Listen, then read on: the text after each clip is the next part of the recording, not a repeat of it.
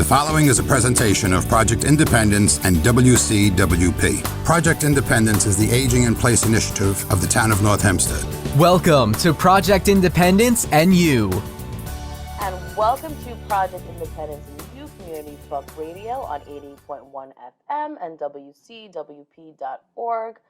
I am Kristina Liu, the producer of the show, but I'm playing host today, and my co-host is Otto Lohse, who is the birthday boy today. So we'll just have to be chiming in talking about Otto's birthday throughout the show. I like that boy. Of course. Birthday boy always, Otto. And I am so pleased. We have friend of the show, Fran Greene, who is our relationship guru. She is the flirting, dating, and relationship coach and author. Fran has been on the show. I believe this is your sixth time, Fran, being on the show, actually. Wow. You've written for our Pioneer newsletter. You've been at our Aging in Place conferences. And Fran, you are our first guest of our 12th year on the show. We just celebrated our 11th anniversary last week. So we're kicking it off right with you. Well, I like to be number one. Well, that's right. We wouldn't have it any other way, Fran. So absolutely. We're so glad. Could we start? I'd like to ask Fran a question. Yes. When you started in your life, basically, where did you live? Where did you grow up? And when you were in kindergarten, did you start thinking that you were going to be like a flirting coach? I love it. Good question, Otto. First of all, Otto, I love the question because the only thing that gets me energized and keeps me awake is talking about myself. So that was the best way to get me going. And before I answer the question, that is the perfect way to reconnect with people. Mm-hmm. When you ask somebody questions about somebody or who they are, it says to that person that they are meaningful, they are special. And since we've all been, to some degree, disconnected, all of us, I just love what you did. So. But now you have to answer the question. Can you time me so I don't talk too long? Please, we got all the time in the world, Fran. All right. Well, I grew up in East Meadow. I was born in the Bronx. I lived there for 6 months. And then my family moved to Queens, and then I grew up in East Meadow. And I frankly did not know that this was my calling. When I went to college, I wanted to be a special ed teacher. But I will tell you, in the 9th grade, I had to do a report on what I wanted to be, and I wrote a social worker. What did I know back then?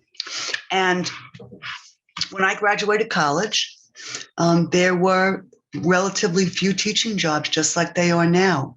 I mean, I could have gone to, probably Boise, Idaho, or very tough neighborhoods, in Newark.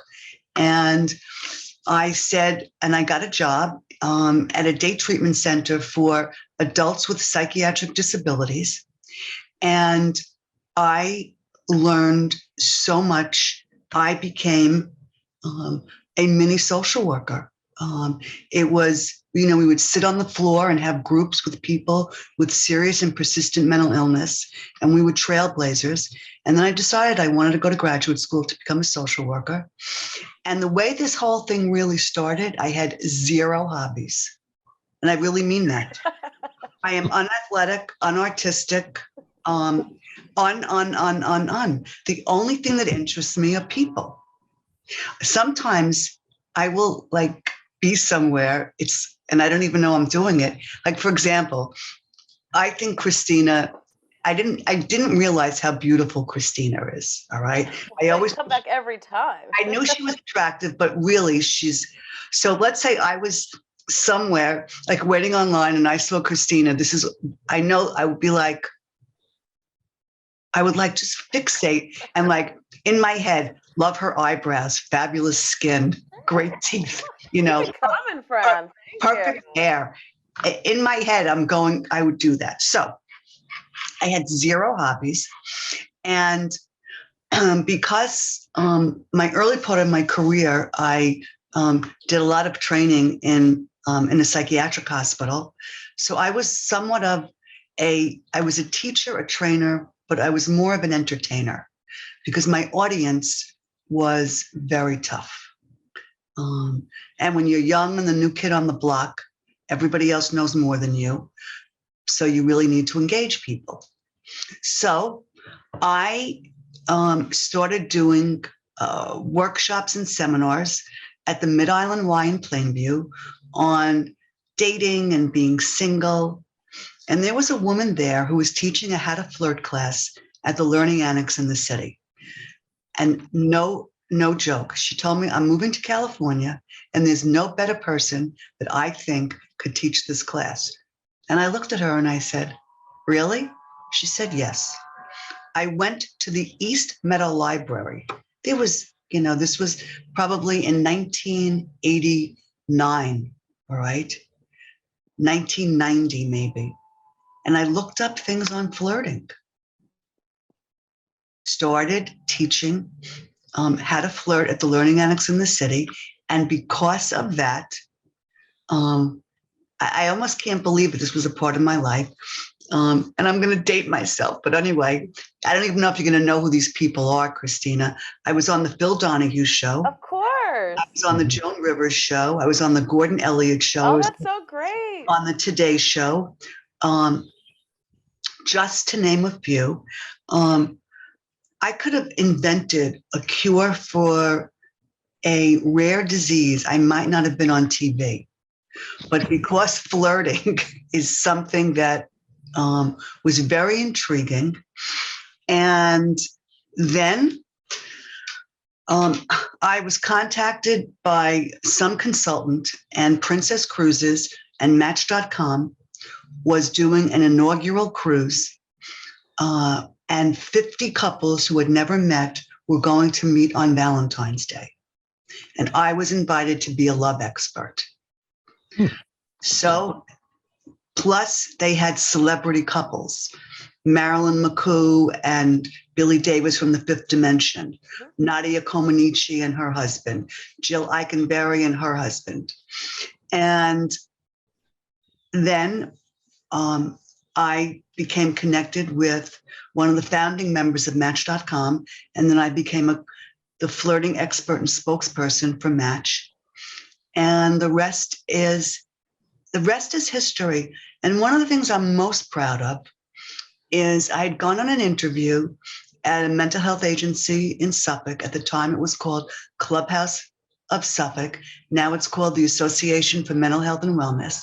I was going there to interview to do some staff training. And at the end of the interview, I said, by the way, I teach people how to flirt. And one of the administrators, her eyes, and from that day forward, I started teaching dating, flirting, and relationship skills to people with psychiatric disabilities and developmental disabilities. And I think it's who I am. If I go into Dunkin' Donuts and I happen to be with my husband, this is what he'll say to me, Otto. He'll say, could you just go and get a cup of coffee and not start a relationship? All right. Oh, your husband's probably like, gone, friend. We have 5 minutes. Oh God, it's he calls himself Exhibit A. And I could visualize that. Most of the time when we go to an event, we start out together, but then he's basically history because I working the room is I'm probably one of the only people I know that would truly like to go to singles bars by myself. I mean, I would go in with like you or Kristina, and in 5 seconds or 5 minutes, you'd be gone. And I would just be, because I was on a mission, and my mission was to meet someone. And my friends would always take 2 cars. And some friends would just not go with me because they couldn't tolerate. And I used to come up with gimmicks. I would say, this is my friend Juanita the nurse, and I'm an architect, and just things to make yourself feel comfortable. So that's how, and I was fortunate enough, Otto, to be approached by a publisher, and I wrote 3 books. My first book was The Flirting Bible. My second book was Dating Again with Courage and Confidence. And the third book was The Secret Rules of Flirting. And right now I combine my private practice with, I'm a licensed clinical social worker, with doing the kind of work that everyone needs, whether it's an individual or a couple, and also helping people make connections. Otto, you're going to love this. And this is true. One of my latest clients, and the only reason why I'm telling you her age is she tells that from the first minute, she's 79 years old. She's widowed. And this guy that she was dating, 86 years old, was causing her like grief and agony, and she kept trying, and we finally said, we'll call her Susie. You deserve so much more. She went on to an online dating site. I kid you not. She met this guy. She lives in Vegas. He lives in California. They're on a cruise together. I mean, she had a cruise planned, and he said he wanted to go. Then they go, and she sent me a picture of him. I mean, he's only like 80 or 81, and she's 79. They look phenomenal together.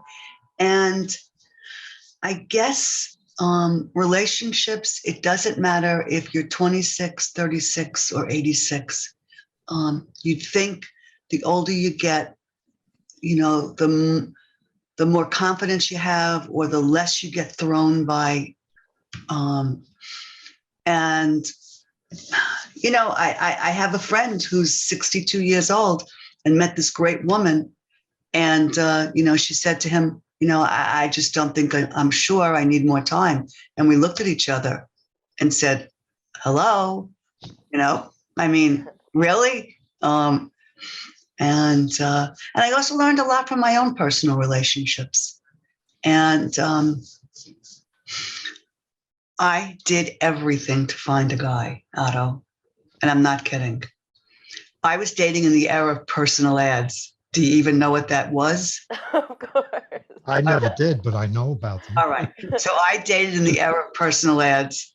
I remember once being on jury duty, and I brought I would have these invitations, and I must have answered 20 because you're there for 8 hours. You're writing one note to each person. And then I went on singles weekends, and I was fixed up and events, and I was determined. And how did I meet my husband? At a job that I had. I don't know if I believe it's when you least expect it. I think you just, in any social relationships, you have to make them happen. And the older we get, the harder it is for a number of reasons. A lot of the people that are our home base, unfortunately, are no longer with us, or people become ill and go into assisted living or memory care programs. So our world really starts to shrink, and it's really sad. And where was I going with this? Well, I think where you were going is communication. You used the word flirting often, and in past shows, I remember we talked about flirting is a word, but really what it comes down to from hearing you talk all the time too, is this communication, right? And how you communicate with people. It doesn't have to be that you're flirting. Exactly. You can just be trying to talk and get friendly. And it's about making the other person feel special, right. Just the way that you started this conversation. And what you do, the skill that you did, Otto, you probably don't even know. Sometimes people feel that they're being interrogated. And the way you asked the question was so open-ended that I could answer it just about any way I wanted to. I could tell you as little or as much that I felt I wanted to share with you. And, the pandemic has changed things for so many of us. How has the pandemic changed for you, Otto? Well, I just want to go back to your point about, Yes. when I started and I asked you a question, I was in sales for the better part of my life, marketing/sales. And we used to have a phrase that I would use, and that would be a ho-hum crasher. Like when we go on a call and it's just, we were business to business. This was not like we were selling vacuum cleaners, not to be derogatory to people who sell vacuum cleaners, but it was pretty in-depth kind of stuff. And I would always say, before we go on the call, let's talk a little bit about what we're going to say in the beginning. What I call the whole hum crasher. How we're going to soften this up and make it more meaningful, or make people sort of calm down a little bit about whatever it is that we're there for. And we would spend considerable time thinking about that first couple of minutes of the call. How are we going to start this whole thing? And I think that's partially true, not partially, really very true with people who you meet. And I don't think you sit around like with the Dunkin' Donuts example. You're not sitting around and saying, how am I going to make the whole hum crasher with the guy in Dunkin' Donuts who's going to give me the coffee? I think it's something that's within you already that drives your husband crazy, but that's okay. And by the way, you're the sales expert, but I am probably the most hypersensitive person on the other end of being someone trying to sell. I think the best salesperson, their goal is to build a relationship.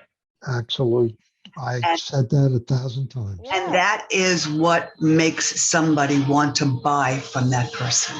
Yeah, two things: trust, yes, and the ability to listen to what somebody's saying. I used to go on. On that note, we're going to just hold that thought because we have to take a quick break. We are talking with Fran Greene, our relationship guru and friend of the show. We'll be right back in a few seconds. Take WCWP with you wherever you go with the WCWP app. Listen live 24/7 to all of our streams, all from one app. Plus, call the studios directly from the app and visit our social media. Download the app through the iOS App Store on Apple devices or the Google Play Store on Android by searching WCWP Radio, or visit WCWP.org for links. The WCWP app, available now on iOS and Android devices. And welcome back to Project Independence and You Community Talk Radio here on 88.1 FM and WCWP.org. I am Kristina Liu, and I'm with Otto Lohse and our friend Fran Greene, and we are talking all things about reconnecting and forming relationships and flirting and just the whole gamut of things. So, Fran, thank you again. And before the break, I know Otto was giving us a little thing about his sales experience and relationships. Fran was talking about salespeople who, you got to have a relationship, and I agree with that 100%. I mean, most things in life, when you buy something, unless it's like a Scotch tape or whatever, but if you buy something or get a service, you want to buy from somebody you trust and who understands your situation. And I remember going on sales calls in my life many times, and we'd leave the call and I'd say to the person I'm with, well, how do you think that call went? And I say, oh, it was great. I said, it was terrible. I said, you didn't listen to one word the person said. You just kept talking about the product, and the facts are they don't need the product. You didn't find out at all what their needs were. So I think it's kind of like what you're talking about. I mean, you see the cool flirting that some people do in the bar scene. Are you ready to go to bed now? By the way, I just want to correct something. I could even do my research on Scotch tape. So, okay. I have to tell you, I recently renovated a bathroom, and there's a brand of toilets called Toto Toilets. Mm-hmm. All right, which, you don't know, and what you don't know until you start. Well, I will tell you that I called Toto and must have had an hour and a half conversation with whoever the person was to educate me about the different toilets. To make a long story short, a friend of mine needed to replace a toilet. All she had to do was call me and get the style number, because I did all of the research.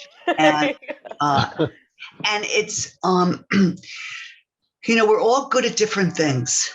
And one of the things I think we all struggle with, including me, and I'm sure you and Kristina, is listening. And the reason why we struggle with listening is we are so focused on what we're going to say next that we don't stop and really take in what the other person is saying, especially when what they're saying is uncomfortable. And one of the things that I think is really helpful when someone is saying something that is uncomfortable, the first thing we want to do is defend our position and negate theirs. That's human nature. That's like what I like. No, that's not right. Come on. And it doesn't help anything. The best thing to do is just to say, tell me more, or help me understand, or say it in a different way. It takes a lot of practice to do that, because I don't think I interrupt, but I do interrupt, because I think what I have to say is more important than what the other person has to say. And you're passionate about what you have to say, so you're excited. I interrupt too. Yeah, I think we all do. You get excited about what you want to say next. Right. So, and then there's a balance. I don't know if you know any of these kind of people, but do you know any Mr. or Ms. Googles? Oh, do I? All right. Well, those people, my only suggestion is look at your watch and say, I got to run. Because tell me more is not going to work, with Mr. Google, because Mr. Google will tell you more. And it's also about being focused on the person that you're talking to, and trying to block out the other things that are around you. And I am sure, Otto, that you weren't a good salesperson. You were an incredible salesperson, because you believed, well, first of all, you have to believe in your product, but you also believe in your approach. And your approach was to treat each person with dignity and respect, and that you're not going to get every sale. And sometimes you don't want every sale, because the customer who doesn't really want what you have is going to be a headache, because they're going to return it. They're going to badmouth you or the product. And it's the same thing with relationships.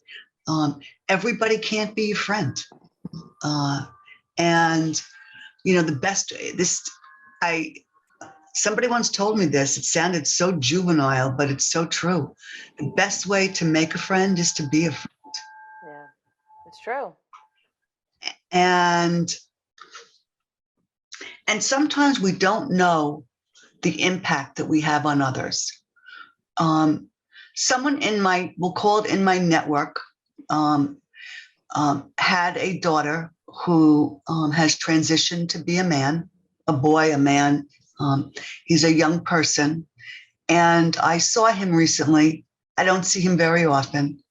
And I went over to him and I said something like, we'll call him Steve. I said, Steve, you look phenomenal, not just how you look physically, but just the feeling that I'm getting from you. And I'm feeling so proud of you, and so glad that you're feeling better. And because what you've done really interests me, I'd love to know more about it. I have a couple of questions, if that's okay, to ask you. And I asked only a few questions, and we were with a lot of people. And then, we just sort of went our own way. And his mom wasn't there. His mom lives in another state. And I got a text from his mom saying, Steve called me and was so incredibly grateful and touched by your kindness or whatever. Thank you so much. And sometimes we have to go out of our way when, no matter how good or easy, or no matter how someone seems well-adjusted, sometimes people just need somebody to notice. Yeah, and someone to feel heard. I think at the end of the day, that's just what everybody, kind of wants, is that Well, connection and to feel seen and heard, as you said. I think also don't be so judgmental. Nothing says that you couldn't be that person. You couldn't be in those shoes. Well, I think we're all pretty judgmental, but we need to we have to check ourselves and sort of take that deep breath. And just to have the conversations. I was sitting here listening to you, Fran, and obviously our topic was really, geared towards, reconnecting after quarantine, but it's so much bigger than that, because I think, we're in a society now where things, I think we could all agree, are very polarizing. There's a lot of black and white kind of things. And if you don't agree with me 100%, you're bad and we can't be friends. And I think what you're saying, and Otto and I talk about this all the time, is so important, because it's not shutting down the conversation. And you might not understand something or necessarily fully agree with something, but saying that "tell me more," kind of thing, you're creating a dialogue. And it's okay to not always agree with someone about everything all the time, and it's that's how you learn, that's how you form your own ideas, is having these kind of healthy, active listening conversations, which is just important in just functioning in daily life in general. Yeah. If you can have the active listening conversation, but unfortunately politics nowadays, particularly, that doesn't become an active listening situation. Yes. For some people. Well, So, I will tell you, to interrupt you, I did something that I'm very proud of. All right. One of the utilities was in front of my house doing something. And of course, I walked over to the guy, couldn't help myself. And, he's on the job 32 years. He lives in blah, blah, blah. I said, "So you're looking forward to retiring?" And he said, "I can't retire while this clown is in office." So when I relayed that to my husband, he said, "Is he talking about the governor?" I said, "To tell you the truth, I don't know who he's talking about. Is it the governor, the president?" But it was not in anyone's best interest to ask him what clown he was talking about. All right. And we, I said, "Yeah, I get it. What else am I supposed to say?" And in my head, I thought what clown he was talking about. But who knows? It doesn't. And so I think with politics, I think sometimes the best thing to do is just to ignore it, especially when it's, what would be the point of that whole conversation? I agree. You can't change some people's minds. Ugh. And the discussion is really my opinion I want you to have, and that's not how it works. But I do want you to have my opinion. That's okay. Right, but at the end of the day, we want everyone to have our opinion. But it's about having a sense of humor and a respect. And this, I'll tell you something else. We're very, very close, almost like family with neighbors. And we are different political parties, okay? And one Thanksgiving when we were going there, the husband removed the sign from his lawn for, that day, which was unbelievable, and, some people say they can't be friends with somebody who has different political beliefs. Some of my closest and dearest friends have different political beliefs than me, and we just have to keep it separate. Right. And in the dating world, when people in their profiles, they absolutely say, if you voted for so-and-so, don't bother.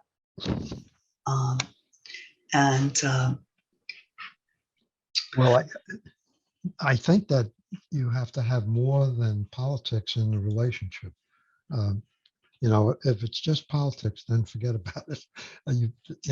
But I believe you have to have other things like common interests and other behavioral factors, Yes. respect for other people, whatever. And sometimes, unfortunately, politics does spill into those areas. Yes. And if it gets too strong, then that's okay. You believe what you believe. I believe what I believe.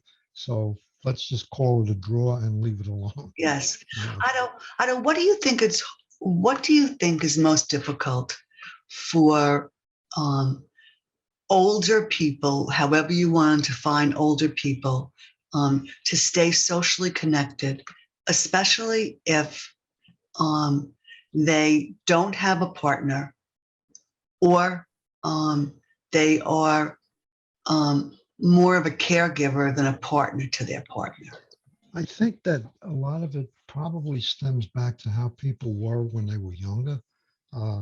If you were not the type that easily got socially engaged, I don't think that's going to change when you're in your 80s. Okay. I believe that changing with the world is important. And as Kristina knows, I have a large family with kids and grandchildren and whatever. And I'm probably as technically up to speed as they are. And I think that to fight the changes makes it more difficult to communicate. If you're sitting by your phone and you're waiting for the phone call, that may never happen. All right. It's just how it works. And if you're looking in the mailbox for a letter, that's not going to happen. But if you want to have contact with, maybe it's not for flirting, but with your grandchild or your daughter or whoever, and you do an email or a text message or whatever, and just learn how to do the basics in those areas, it makes communicating that much easier. The ability to use technology nowadays, whether people like the idea or not, is very important in terms of communicating. Like this Zoom right now, to be able to do a Zoom call with your grandchildren or FaceTime or whatever other, you pick. Look, also the way we all started, we all had to, for lack of a better word, schlep to where was it? I forgot already. The radio station at LIU Post College. Right. And for whatever reason, if any of us, couldn't be there, then it wouldn't happen. Right. And look now, and there was a time when I was in Florida, and we did. Yeah. And we did this remotely. I will tell you, it's unrelated, but 99.9% of my clients are on Zoom. Mm. And I will tell you this, as Kristina said, I'm very passionate about the work that I do, and I take it very seriously, because when it's what's going on inside of your heart and your head, it's serious stuff. And when I say I've mastered Zoom, what I mean is I've been able to use this platform in a way that I can do the same kind of good work that I do when I'm in person with someone. And I want to say I'm pretty amazed. And the reason why I'm saying this, I have a client who I do Zoom. And the last time we met, I had to do it on the phone because I didn't know where I was going to be. It felt very strange. Yeah. I felt it's like a disconnect almost. I really did, almost a disconnect. By the way, I'm very impressed with not so much what you said, but the reason why you think it's so important. It's like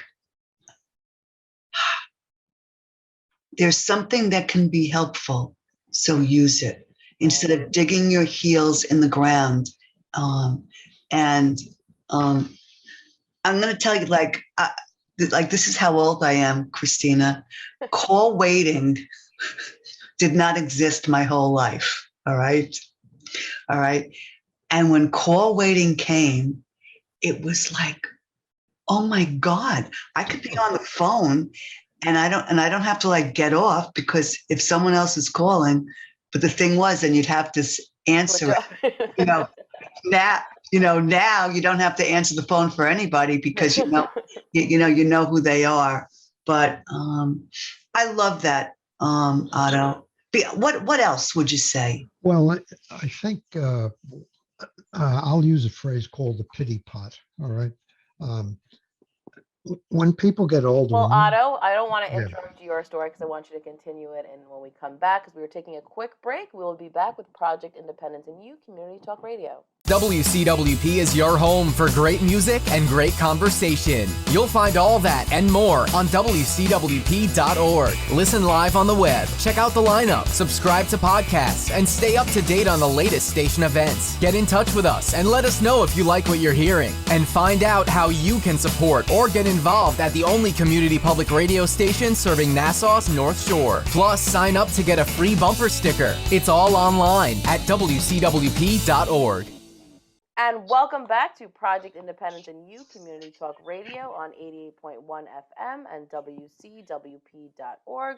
I'm your host today, Kristina Liu, and my co-host is Otto Lohse, and we're having a great conversation with Fran Greene, our relationship guru, social worker, and friend of the show. And we are just talking about kind of just making connections with people, how to communicate, how to reconnect. We're running the gamut with everything. And before the break, Otto, you were giving us a little tidbit of knowledge. well, going back to the original point about the difficulties of socializing and what obstacles there are, some of that comes out to being your own attitude, I believe. Um, and yes, there are many, many difficulties. We all have a long trail of people that we wish were still here that aren't. And as you point out, when you get older, the people you knew when you were younger who can relate to you. The side story, my grandson just turned 8 years old. And I talked to him and I said, Karen, do you know that I was 8 once? I was your age. And they look at you like, really? Like they can't believe that. But anyhow, point being, we all get older and we all go through a lot of different things, and some of it very bad, and some of it's completely out of your control. But in and thinking, one of the things you have to try to do, and I'm saying I'm talking to myself too, is you can't get on the pity pot where you feel sorry for yourself, and that's what takes you over. Being on that pity pot. So when that happens, whether we like the idea or not, people don't like to listen to a lot of people complaining, whether we want to admit that or not. That's low on people's list, is to sit there and listen to you complain for an hour or feel sorry for yourself. So the less of that you can do, the better in terms of being able to communicate, even though you're struggling. So I think that, how you approach people who are around you, if you make it so maybe they do want to be with you or talk to you or whatever, as opposed to dread the idea, I think that's a good approach. Yeah, I mean, That's basically absolutely. I think one you're view. totally right, Yeah, Otto, and it's about, if you want to, be the person that people want to be around, because I think we all know the person that people don't necessarily want to be around. And I usually am the person who gets stuck talking to that person, because I will be the one who will sit there and muster up everything. It's a running joke amongst my friend group. Everyone like heads for the hills, and there I am. But that's who I am as a person. But I think that these are all good concrete tips, and especially for people who are living by themselves. I mean, the original topic of this show was, about reconnecting, because I think everyone kind of felt a little out of practice. It's we were all separated. Everyone was kind of in their own little bubble. And yes, we had, things like Zoom and different things, but it was still, you felt very disconnected from your immediate kind of bubble. And I say this all the time on the show. There's still a lot of after effects from it. Yes, things are opened up and people, life is kind of getting back to some kind of normalcy. But there's still a lot of people, and especially listen, I work with seniors who are still a little fearful and uncertain of coming out to events. So we're very mindful of that in Project Independence. And it's a really, we're always trying to find things like, have virtual options and in-person options, because you're trying to please everyone. Because some people are like, enough with the virtual, I want to be in person. So like, that's great for them. But then there's still people who, and outside of just COVID related fears, there's seniors who just, they don't drive, or they have some kind of disability that they're not able to get out. So having these kind of virtual options actually opened the door for them to participate. So we don't want to take that away, either. So I think it's important to be, as I look over your tips, Fran was featured in our last issue of our Pioneer newsletter. So if you didn't get that, please call 311 so we can make sure you get a copy of that, because it's a really great bulleted list of just kind of little tips and things to keep in mind, about reconnecting. So give us some of your little tips and tricks, Fran, because I know you have a lot. Sure. Be kind to yourself and do what feels comfortable. And because if you're going to create more anxiety within yourself because you feel like you're pushing yourself to do something, that's really defeating the purpose. And this is going to sound totally crazy, but during the height of the pandemic, one of the things that I did was, it's not that it's embarrassing to say, but it's not funny, but it's funny. I went to my parents' cemetery. Okay. I went to my grandparents' cemetery, and I went to the cemetery where I'm going to be buried, because it was all outdoor places. For me, going to a cemetery doesn't give me peace.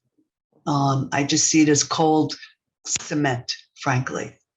But I just felt it was something to do and an important thing to do. Like check on the grave. I mean, I know it sounds,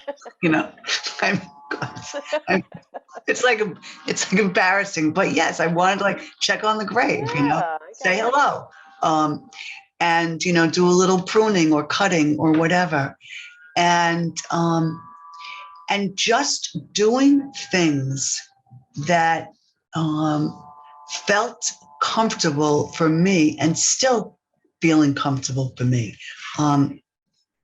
I was one of the people who outdoor dining was my go-to. Me too. All right. And so, I did some research, and I will tell you, I have I had gotten a text recently. There's a Mateo's in Huntington has a $40 price fixed glass of wine, appetizer, main dish, and dessert, Tuesday through Friday.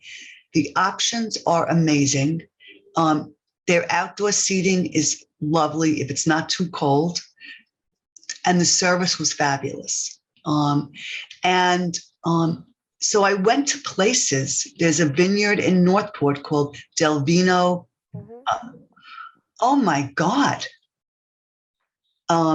I can't believe it. Like I was one of the last people, on the face of Long Island that probably went to this place.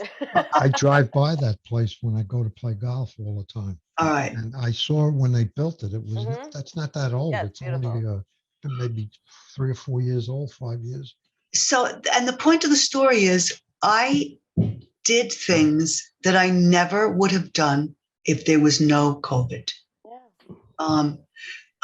So that is one thing. And I try to continue to do those things. Make choices that are good for you. So for example, this weekend, there's the home show at the Nassau Coliseum. And people might say, oh, I love to go to those places. They have good giveaways. You see things, but I don't know if I want to go. Well, maybe you'll go and you'll wear a mask, and maybe you won't shake anyone's hand. Or maybe you'll just go for a short period of time. So everything doesn't have to be all or nothing. And I know this, I feel like I keep talking about myself, but it's highlighting, during the pandemic, I had a few funerals, and I chose to go to the lunch or whatever it was because it was very important to me. All right. And I made sure I tried to make compromises. I, sat away from people, or whatever it was, but it's picking and choosing what you feel comfortable with. And the point, and to feel okay about it. Yes. I think that's really hitting home, because as you talk about this friend, these are all things that my family and I we still talk about all the time. And I live in a 2-family house, so I'm downstairs with my husband, and upstairs are my parents. And so we're all like navigating things and different things. It's usually my mom, Jay, my husband, and myself are on the same page. My dad's the rogue one, right? So he's always just got his own ideas of everything. Right. But I think that it's so important to, because I remember that feeling, and I still have it now and again, that you had that struggling, oh, should I have gone there? Should I have done that? And you start like second guessing everything, or you're feeling pressured to do something that you might not be comfortable, frankly, doing. And I think it's so important at its core is to go with your gut, do what makes you feel comfortable. If, Joe Schmo over there is doing something else and they're comfortable, that's what they want to do, and I think it's really about this mutual respect and understanding, like saying, like, you're comfortable doing that, I know my, things, and I love your kind of finding ways to do, and that's a perfect way to dip your toe in, right, is to find that like kind of middle ground to do certain things that you brought you joy, that you wanted to do. Yes. So I think it is important, that it doesn't have to be an all or nothing. Look, for me, it was very important to be able to go to stores. Yeah. you speak my language here. All right. And that was really important to me. Indoor dining wasn't as important to me. Right. So I had to make decisions. I did not stop going into stores throughout the entire pandemic because I did what I felt was going to keep me as safe as possible. Anyway, we're going to feel pressured by friends and family. It's inherent, but we got to take a deep breath and say, I wish I wasn't afraid, or I wish I felt the same way as you, but I just don't. Take baby steps, whatever that is for you. Make compromises. You're invited to a wedding. Okay. You're going to go to just the reception, or you're just going to go to the ceremony, or you're going to your partner doesn't want to go. You go by yourself. You just do things to make it feel comfortable for you. And also keep up with virtual get-togethers. I mean, it's something that we learned, and it's something that now it could be the exception to the rule, so it can feel fun. And, while we still have some warm weather, there's so many things to do outdoors, and the kinds of places that you would only go in the summer are beautiful. Whether it's going on the boardwalk at Sunken Meadow or Jones Beach, or walking around Eisenhower Park, or going to different street fairs. So it's sort of having the best of both worlds. I think the main thing that's so important is weigh the risks and the rewards. It's sort of like harm reduction. If I go, am I going to feel great? Or if I go, I'm going to worry for the next 3 weeks. And I think something else that's going on, some people are really completely done with vaccines, and, and some people aren't. You make that as an individual decision. Yep, if that's going to give you more get up and go, then you might choose to do it. And also, check in on people, family, friends, neighbors who are alone. One of the best ways to feel good is to do something for somebody else. So true. Fran, you mentioned a topic there, outdoor dining. There are a lot of restaurants that are actually doing better now before COVID than before COVID, believe it or not. I go to a place, went to last night actually, in Elmont called Salvatore's. Salvatore's had inside seating of about 20 people. Now they have outside seating of about 100 people. Wow. And they get people there, and they're good. I mean, it's like you described about that Mateos. Right in Huntington, yes. Yeah, this one is in Elmont, and it's really very, very good. Well, And, they're amazing. so the people who own the restaurants adapted, and obviously people have adapted because they like to go there to the outdoor part. And he has big heaters and and the heaters are, my husband and I, we always loved, in the summertime, as we were saying before, we loved outdoor dining. We're big Montauk people. We love to be outside. But when the pandemic hit, like, it really stepped into gear because we wanted to not be trapped inside, but still be doing fun things outside. And I love outdoor dining. So that's something that to this day, if there's an outdoor dining situation option, we're always going outdoor dining. And like, it's amazing what these restaurants, and a shout out to all these local businesses. And absolutely. Even like some local pizza places or Italian in the parking lot, they set up a little. Got a little tent. Yes. And, Yes. I'd like to. Are there places with heaters? I haven't found. There's usually a bunch. And it's funny because my husband and I, you can come to my backyard because we actually bought one, and they're like those attractive ones, that have like the flame like running up, the middle, and they're pretty to look at. And we've, as long as it's not freezing cold, we do that. We even did the igloo thing, my husband and I. We were trying all the different options that were out there, and I think that it was nice, to.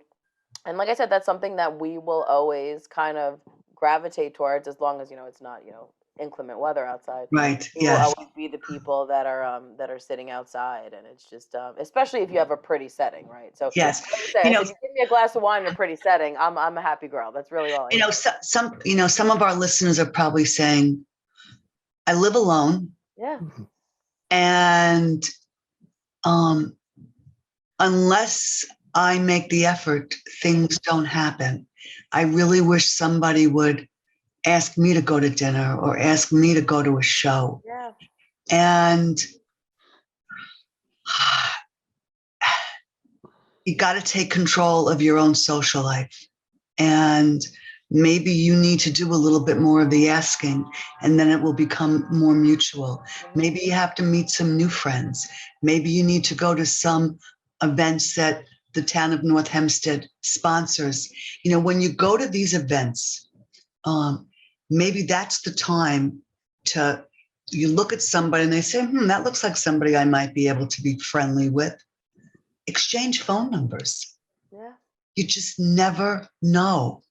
I love making new friends, no matter what stage I'm in. To me, it's just more interesting and more exciting. No, you're so right, Fran. And that's a program we actually started up during COVID, was this telephone reassurance program. And it was wildly successful during the height of COVID. We pulled it together, really quick because it was kind of built off an old program, and it was featured in Newsday. And it was so many people were doing it because on both ends, there were people that wanted to help out someone, as you had mentioned, that, might be alone and struggling.